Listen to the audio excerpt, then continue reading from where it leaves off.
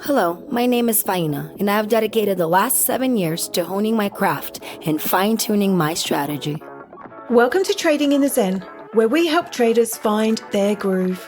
I'm your co-host, Louise Nonwheeler, a trading psychologist and multi-award-winning clinical hypnotherapist. Join us weekly as we delve into the trading world, exploring psychology, well-being, health, and mindset. Through expert insight, interviews, and actionable strategies, we help you as traders unlock the mindset needed to navigate markets with confidence and achieve peak performance. At Trading in the Zen, we believe that there's much more to trading than numbers and probabilities. Like an athlete, a trader should operate in their peak state. Each week, you will have mind-blowing interviews as well as actionable tips and strategies that you can implement in your daily life to become a better trader. Thanks for spending time with us today. Now, let's dive right in. On this episode, we interview David Braithwaite. David started out as a financial advisor and runs his own financial planning firm, as well as having other related businesses which he runs, and is an associate coach for Strategic Coach. David has been invited to appear on numerous occasions on live television and radio for BBC, ITV, and contributed to the various written articles in the Daily Telegraph and the Sunday Times. He is also a BBC radio presenter with his own show on BBC Radio. Let's get going. Welcome to Trading in a Zen. Today we have someone special. He wears many, many hats, so we are dying to know all the information he's willing to share with us. We welcome David to the show. Hi, David. Hi, good to be here. Really, really excited to be here with you. Welcome, David. It's nice to have you. So, David, tell us a little bit about who you are, where you come from. One of the few things that you do, because I know you do a lot. So please share with us, I guess, the big stuff. Yeah, well, you said at the introduction there, I wear many hats, and I certainly do. So around about 30 odd years ago, I decided that employment wasn't for me any longer, and I always wanted to run my own business. So I started off doing my own thing, which was in financial services, and I've grown a business within that field and now have a team of about 16 people working under that. Also on the journey, I've also set up other sort of what I call sister companies. So I have a conveyancing practice that deals with all the legal ins and outs of buying and selling property, and a healthcare company as well. So people that have medical insurance, that type of thing. And also off the back of that, I've got sort of properties that I rent out, which is great fun. And also I'm involved heavily with Strategic Coach. So I do coaching for the Strategic Coach company based out of Toronto, but here in London and also virtually as well. So it feels like there are lots of plate spinning, and it feels like, crikey, that's a lot to take on, but it's really good fun. I really, really enjoy it. I enjoy the variety, and I believe that I'm an entrepreneur with expertise in those different things, not I'm a one label person. So it just fills me with joy, and I'm sort of in my late 50s now, and I feel I've just got going. You know, I still feel very young. I still feel 19. I keep telling myself that a lot anyway. But yeah, I enjoy life. I have a zest for life, and I love being around other people and hoping then that they become better versions of themselves as well. And I'm very enthusiastic, as you could probably tell. I think that's very inspirational. And I think it's what they say, isn't it, David? When you love what you do, it doesn't feel like work. You know, you just show up every day, you love what you do, you're very passionate, and that's very clear to see. Let's sort of go down the route of the financial, your financial company. And I'm going to dive straight in here. Now, I don't know about sort of globally, but in the UK, in the education system, you know, when I was in school, there wasn't enough information. In fact, there was zero information when it came to investing, money management. I mean, what are your thoughts on that? It's woeful. It really is. And money, there's the old saying, is it money makes the world go round? It really does. Without money, it can change our mental health. It can change what our options are with our lives. It chooses who we're going to spend our time with and how we feel about that. And it is really not taught at schools. And it's right at those grassroots levels that finance should be taught and, if you like, normalized. what I come across a lot in my role is that when I'm talking to people, especially about things like retirement planning or mortgages, whatever it might be, people feel guilty that they don't know enough about it. And they're almost frightened to get advice because they think, oh, I'm going to feel stupid. But that's kind of what we're there for, right? Is to give the advice. But it should teach you things at school, the basics, like what is debt? What actually, and particularly children these days as well, when a lot of them, it's all on social media, for example, Instagram, they look at that and they think, look at how wonderful all these lives are, and that can make them feel inadequate or make them feel that they're not earning enough money. So they take on debt. What's the price of that? What should I be doing in terms of saving? Money is literally the linchpin to everything. And if they don't teach the basics of it at school from a young age, you kind of find out a lot of it by mistake. You make a mistake and you think, I'm not going to do that again, or I shouldn't have taken that money out on a credit card, and suddenly I found myself in debt. And it's that struggle that people have purely because they just weren't taught at a basic age. Right, we're going to have a lesson about this. I don't know about you, but I've never used Pythagoras theorem after school, when. But what I wanted to know is how we open a current account, how to pay money back, what's the cost of borrowing, what's an APR, all those sort of things to help you make better decisions later down the life. And it's normalized. It should be like that. So you're absolutely right, Louise. It's not spoken about enough. And I think a lot of people try and do their bit, but it's just not enough, quickly enough for me. Yeah, thank you for sharing that. I completely agree. There's absolutely not enough information in the school system at the moment. And it's all about self-education. I mean, a lot of it is self-education, but obviously, people like yourself are doing an amazing job and helping people. And I think there is a lot of guilt around, people feeling guilty, isn't there? There is, and it's always that. Well, so consequently, then people don't ask. Luckily now the internet is now a thing now, and it wasn't sort of 30 years ago. So people can Google things, and there's lots of things out there people can find out way better, but there's also a lot of misinformation out there. But when you see things like some of the people posting things about how much money they've made, and it can set a false standard, and people obviously have this sense sometimes of failure because they haven't lived up to the expectations that they see out in the world. But it's people's show reels, they always feel that, oh, I'm not as good as them, and they're off this lovely meal in this lovely restaurant and I haven't been there. And I see it with lots of particularly younger people. It's trying to keep up with the Joneses a little bit, and it's not, life's not about that. It's about living, and doing that. But it is down to you, as you say, to self-educate. Unfortunately, a lot of the time it's getting better, but it's not getting better quick enough. Yeah. And I always say that on Instagram and other social media, we always see someone's best day. Yeah. No one's gonna put up and say, well, check this out, I'm so much in debt, and I woke up this morning and I felt absolute crap, and here I am, but no one's gonna do that because, and there's all of these get rich quick schemes, and now all the AI stuff, and now AI, all of our most of our audience are financial traders, and now people are like, well, people who I've never met before, like family members, are, oh, this AI is going to trade for me. And it's becoming so accessible and so dangerous because people don't really understand the Ponzi schemes that are going on, the whole danger of actually, like, I'm an active trader, and how in matter of seconds you can lose your all of your money, all of your savings, and also the stress that comes with what we do. Because being a trader is not, you just don't just press a button as it seems. And there's a lot that goes into there's lack of respect for the actual the trade of trading. And we all know that it's incredibly stressful. How do you manage stress, being that you have so many things going on? How do you keep focused? Because traders have a very hard time with that. How do you stay focused, and how do you ensure that nothing is missed, but in your busy day? Well, in truth, I don't all the time. We're all infallible. We're not perfect. So it'd be great for me to sit, and I'd be like the Instagram equivalent of what you've just talked about, saying, oh, it's all great, everything's all wonderful in David's world. It isn't all the time. We have ups and downs. It can be like a scenic railway. I reached a little bit of I think I had to, like when we were talking about money and debt, sometimes you have to go there to come back. So in the sort of early 2000s, I really struggled with getting busier and busier and busier. And I was on this treadmill that was only getting faster. And to me, when I was trying to get more successful, whatever that might be, it was right. I want to double my turnover, let's say, or I've got to work double the hours. It's like, well, actually, it isn't. There's only so many hours we have in the day, and it's about how we use those hours. So I really struggled with my mental health in the early 2000s. It was just awful.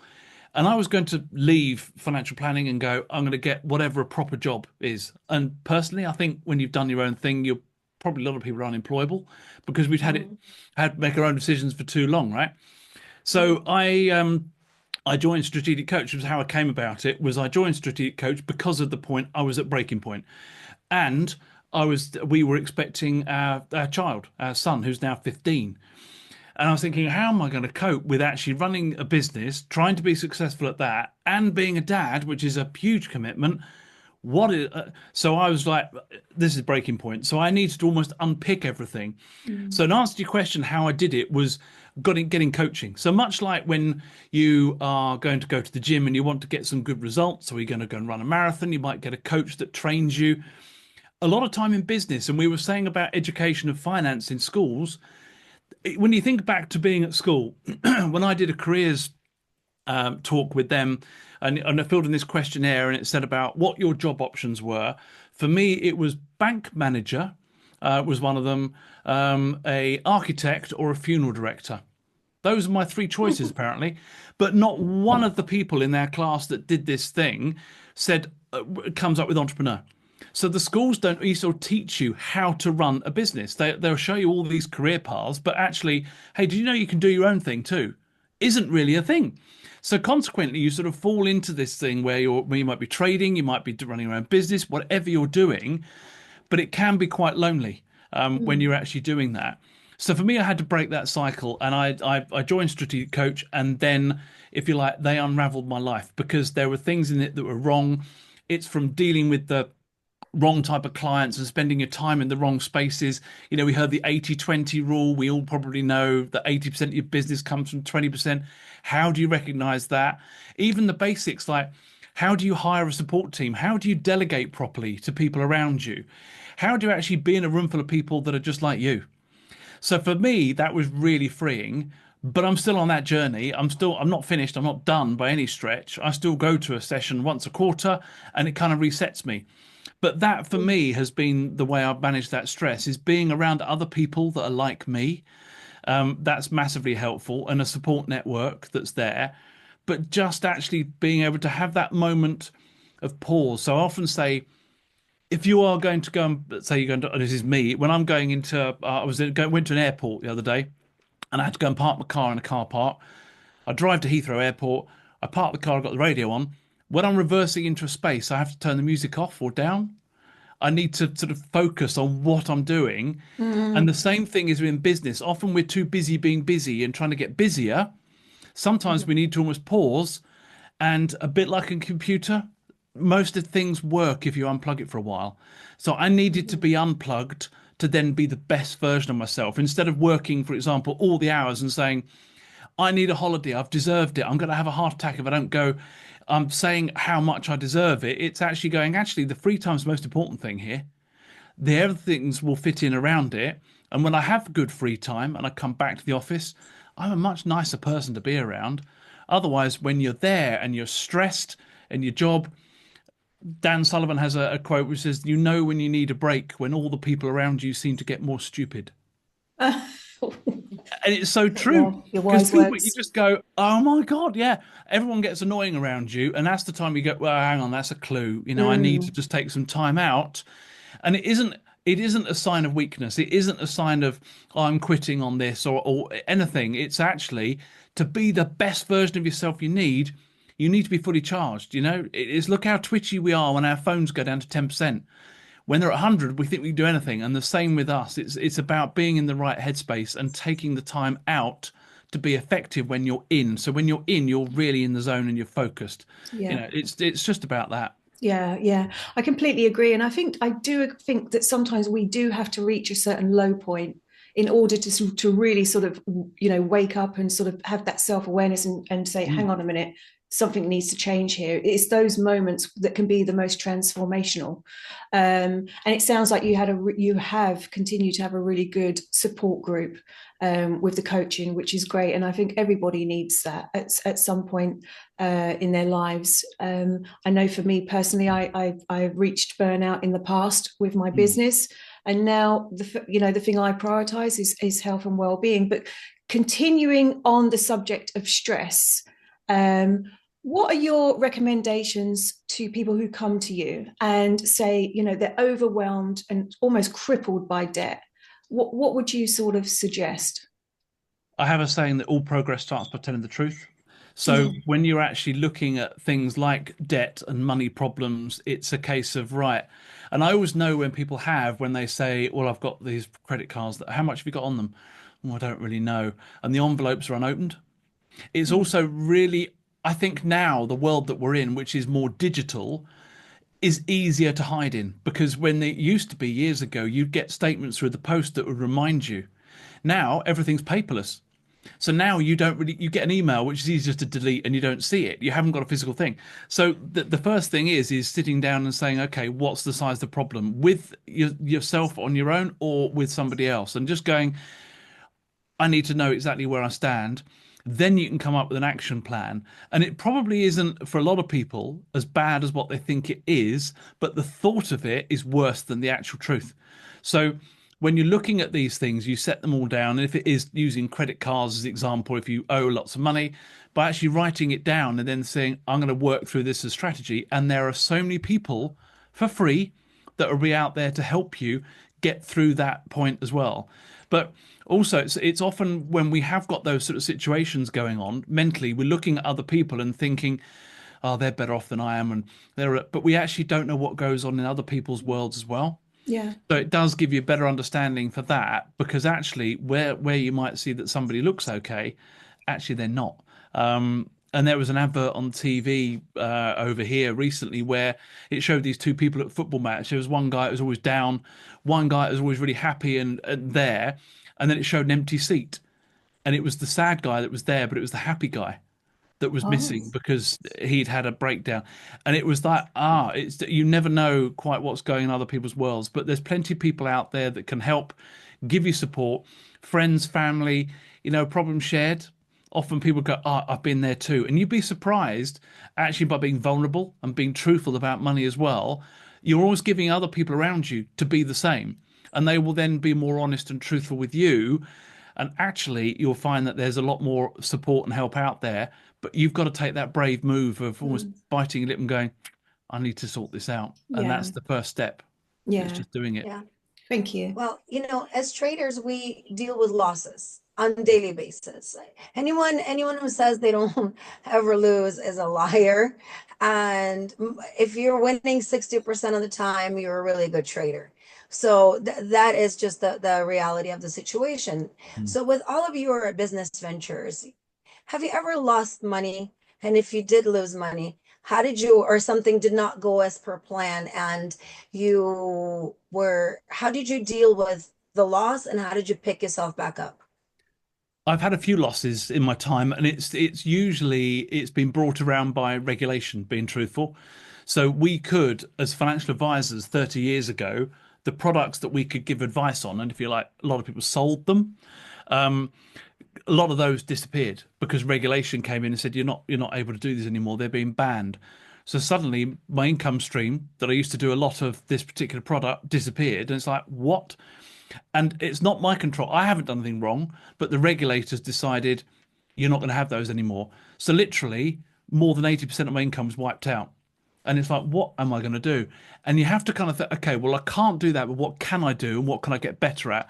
So what I did was, and this has happened to me 3 times now, where the regulators changed something which has removed something that I can no longer do through no fault of my own. And what I found is that one of the first things I had to do was get better educated. So what I mean by that was that I wanted to get better at pensions, for example. I went off and put myself on a course to learn. It's like, right, I need to do this because that is pretty much going to be bulletproof as far as where we go from here. But in order to advise people on that, I need to know it at this level. So you have to know it at a super high level to explain it simply enough to other people. So I went off and invested 2 years of my life getting better educated in another line of the business that we're in. And although you don't want to do that, people that, oh, I don't want to have to do that. That's hard work. Yeah, but anything you want that's worthwhile is hard work. So people that are trading and you see these people that say, "Oh, look what I've done." Yeah, and you say if you get it right 60% of the time, you're pretty good, okay? But it's putting up with those losses and being able to go, okay, what are you going to learn from that? How are you going to recoach or retrain yourself so that to make sure that you minimize that again and actually go, actually, but there's opportunities over here that I now know better. And I often think that when things that are bad happening in our lives, they're often lessons. We don't feel like it at the time. It's like the biggest pain. But a lot of people, if you look at them sort of 5 or 10 years down the line and go, actually, what do you think of that now? That awful thing that happened to you? A lot of people say, well, actually, it was a good thing because now this has happened and this opportunity would not have been there. You see it a lot when people lose their jobs. At the time it happens, it's an awful thing. It's gutted. But what they then end up doing is like, this would have never actually happened if it wasn't for that. So in a way, they're glad of it. But when you're in it, it's very hard to get yourself out of it. So I fully appreciate that. But for me, it's about pivoting to something else, learning what you don't need to, because there's everything you need to learn out there is out there pretty much. There's books on it, there's YouTube, everything. There's no excuses. Upskill yourself, be a better version of yourself, and hit the ground running and go, dust myself off. This is what I can do, rather than woe is me, I failed. You didn't fail. You just found what didn't work. Yeah. Sometimes you just have to reconfigure how you do business. Sometimes, they're not losses, they're lessons, right? So then what is the lesson in that? And you have to, I think, have the ability to kind of analyze yourself and censor yourself. And, I always say, look for physical evidence of otherwise it's just thoughts and feelings. Is there a physical evidence that you can't recover from it, or you're no good at something? Because we have such negative self-talk, and so I'm learning to investigate my thoughts, and if I cannot find supporting evidence of what I'm thinking, then it's just feelings. There are no facts there, right? So I think but in the moment, and you're right, there's so many times when you feel like everything's wrong, but in retrospect you look back and you say, I would never get that pick up the bum if that did not happen. I wouldn't have grown, right? So maybe you're not growing, and that will propel you further. And perhaps sometimes when we're refused to learn in a nice way, life will do it otherwise, because the whole point of us being here is growth. So, and I think we're too result oriented and not enough, recognizing the change that we've made. And I think in that lies a lot of our depression, because we didn't get to the end goal, but like we discount the process. Yeah, and also the big thing here is patience as well. A lot of us, we want it fixed, we want to get back, but sometimes you just need to go, okay, this is the journey I'm on. I've got to be patient. It's not overnight. There's no such thing as an overnight success, really. It's about all the hard work and effort. And you hear people say, "Oh, you're so lucky." It's like, well, I'm not lucky. I put the work in, and the more work I do, the luckier I get, which is probably something we've all heard before. Yeah. So it's about having that patience as well, because sometimes you've got to wait, and just time will tell. Yeah, absolutely. Patience is key, isn't it? Key area. So Faina and I are in the markets every day. Obviously, Faina's a futures trader. I'm a trading psychologist. But what are your thoughts? Where do you see the markets going this year? Oh, it's a really interesting question. We've had so many different things going on here in the UK and globally, haven't we? Mainly with government changes. Nobody quite knows how the whole thing with America is going to play out yet. It's really early days. But my thing is, I've always said to all of our clients, is that it's not about necessarily trying to time the market all the time. It's the time you spend in it. And then that's the thing, is that if you've got the right strategy, you're taking the right level of risk that you're happy with, and you've got whatever it is, the funds, the shares, the portfolio, whatever it is you're investing in, it is not a get rich quick scheme. Everybody, if you look back over history and you see the length of time people have invested money for, that's what'll pay off. It's the people that go, well, I'm going to do this, and I'm going to invest in the S&P 500, and I'm going to make so much in 3 months. No, you probably won't. You might get lucky, but it's about trying to find the right strategy, and also listening to people and doing all your research, and then doing more research, and then doing more research. It's not about, oh, I'm just going to do that, and then you wonder how you've lost the money. So to answer your question, where the future is, it will always go up. It just depends on what's going to go up and what's going to go down. But if you, the longer that you're in it, and the diversification of your risk is also key, you should be okay. But don't risk what you can't afford to lose. So a lot of people in financial services talk about attitude to risk. For me, it's about what's your capacity for loss. If you were to lose this money, would it change your life? If it does, then maybe you shouldn't be playing with it. So if you are going to trading, it's not putting your whole life savings into something and going, I have to do this. It's like, okay, just try something. And we had a client, this is years ago, we had all the banks go a bit wobbly towards the end of 2008-9. And he rang me up and said, I've seen a great opportunity. I'm going to invest in Northern Rock, it was. There's an ex-bank. So I'm going to put my money into it. I said, right, okay, how much are you looking at putting in? And he told me the amount. I said, if you lost it all tomorrow, how do you feel? And he said, well, I'd be a bit upset. I said, well, you shouldn't do that amount then. So we halved it. And we went from like £10,000 to 5,000. He said, how do you feel if you lost five? He went, yeah, I'll still be a bit upset. And we had this conversation. And in the end, he said, yeah, £1,000. If I lost it all, that's fine. I said, well, that's what you should invest in. And as it was, the bank a few weeks later went bust. Wow. And he rang me and he said, I'm so glad I had that conversation. He said, because I thought I was going to do this and go, well, I can't fail. It's a bank. So, yeah, but the news is always going to be, we're always going to get surprised. So only put in what you can afford to lose and play with, and then you're okay. Then it won't change your life. But it's if people do things the wrong way around, we hear about all these people that trade, buy, sell, whatever they do, the wrong stuff or too much of something, and they're licking their wounds, going, and then they're knocking the very the mechanisms that you guys use, and it's like it's that fault. It's not. It's because they weren't researched enough and put too much into something they shouldn't have done at the time. Absolutely. Yeah, I think it's also not understanding that trading is, or investment is probabilities, right? It's not certainties. Yep. And if you want certainty, you should probably get a regular job. And quite honestly, every time I came to the markets in the morning to make money, it was the most horrible day ever. It's just the stress of it. And if you go into it to see the probabilities play out, you have to have enough cash or whatever assets or whatever you're trading. You need to have enough of margin to last you the fluctuations, because you're working with probabilities. And I think fundamentally people don't understand and don't believe anyone who says, I know for sure that's going to go up tomorrow.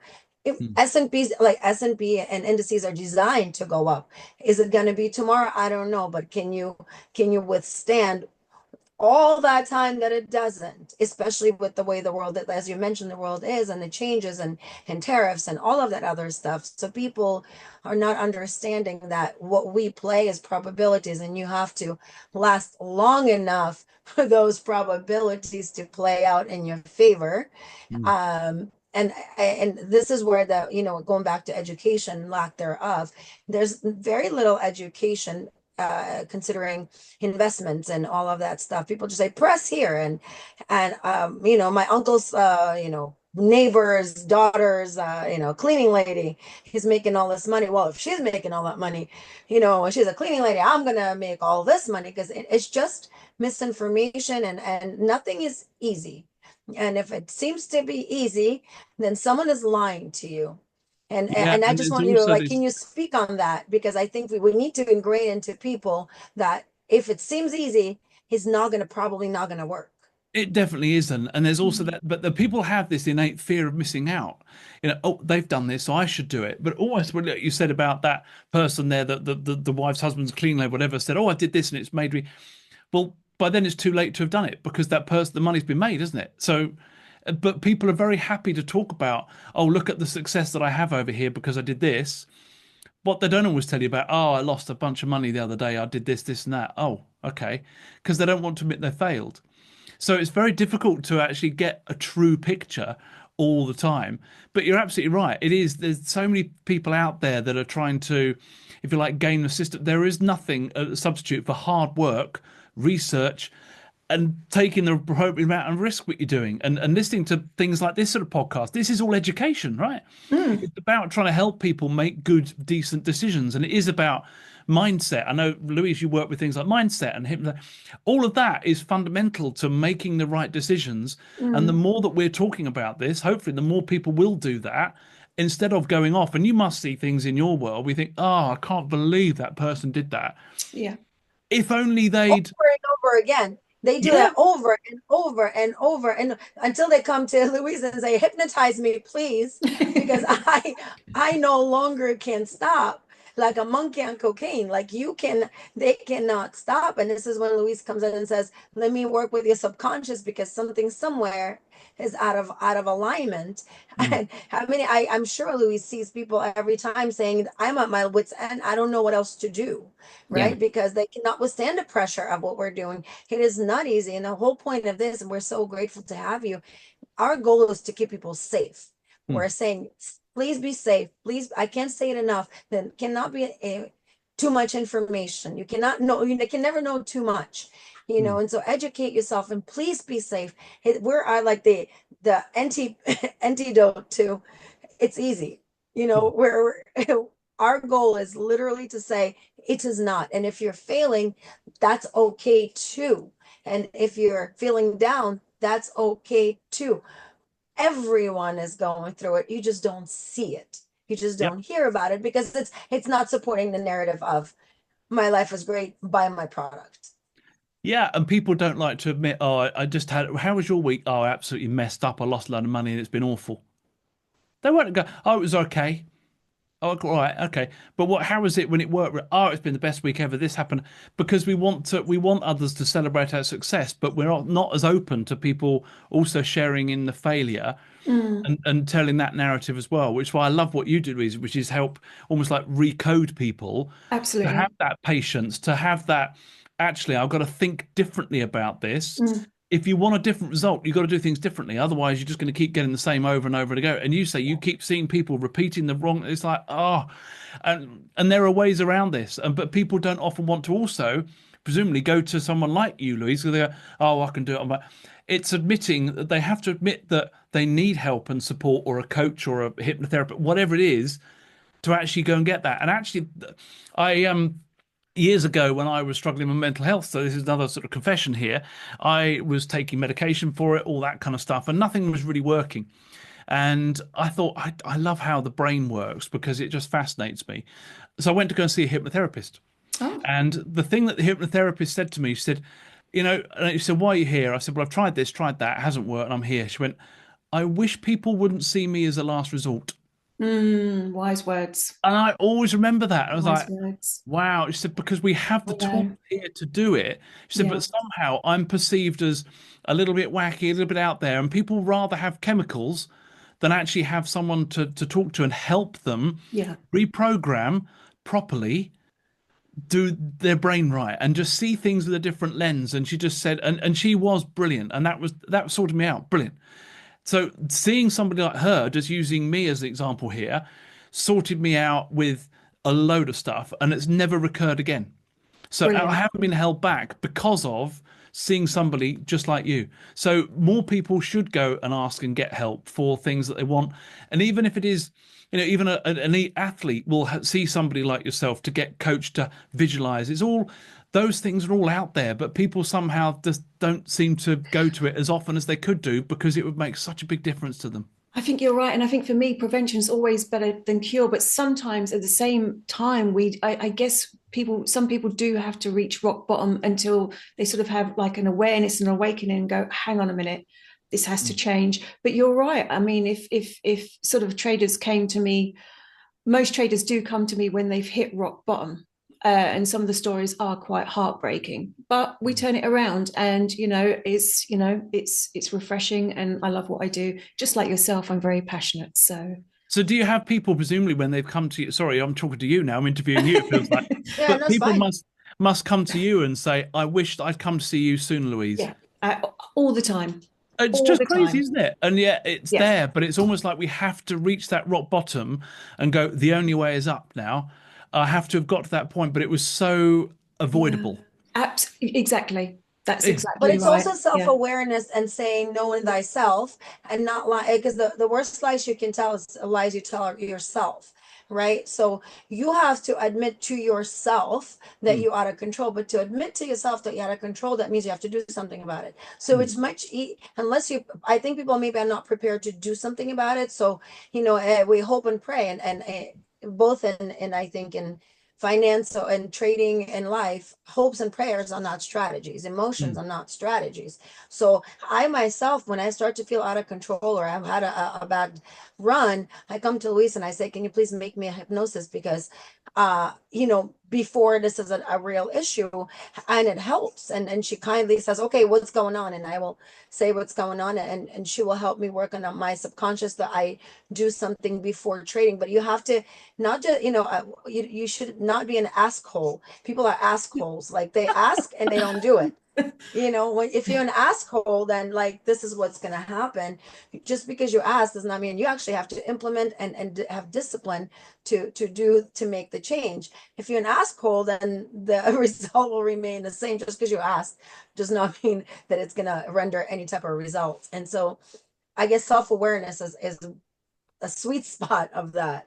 Yeah, and also when people go and see someone like Louise, it's not an unpleasant experience, right? It's not as though you're saying, right, we're going to go and give you 20 burpees and run a marathon. It's Not a always. really relaxing, it's an enjoyable experience to go through when you're actually in that process. So why would you not? I just don't, I just don't see why more people wouldn't embrace it at all. Yeah. I really don't. So I'm 100% behind you, what you're doing. It's fantastic.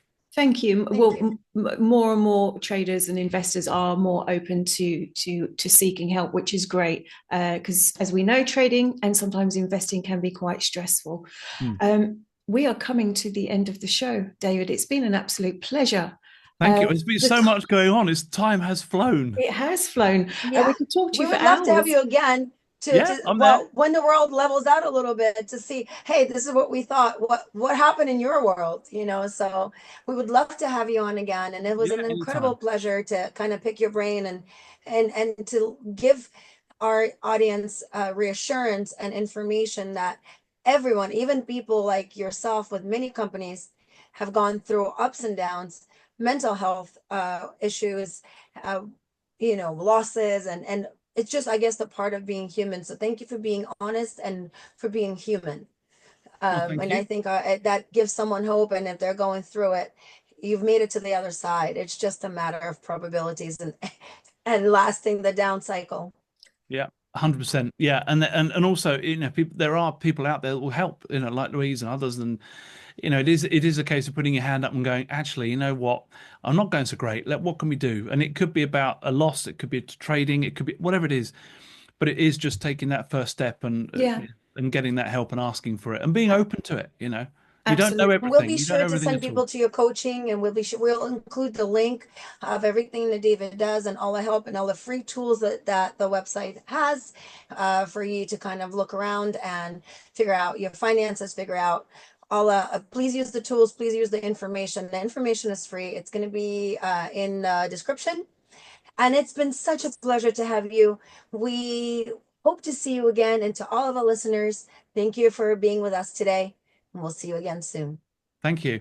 It's been a real pleasure. Thank you, David. Thank you very much. See you next time. See you next time.